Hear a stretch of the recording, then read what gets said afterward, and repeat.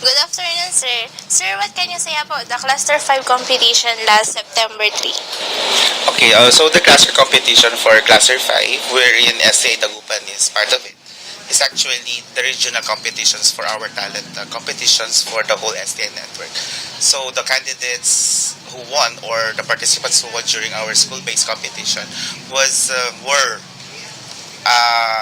sent to the cluster competition, which was hosted by STI College Santa Maria in Bulacan, for which the winners in the cluster will be representing the cluster in the national competition to be held at Enchanted Kingdom in celebration for the 31st big anniversary of STI in September 26 of this year.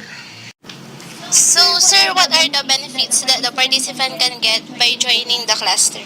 Since we have actually three competitions, we have the school-based, the cluster, and the national.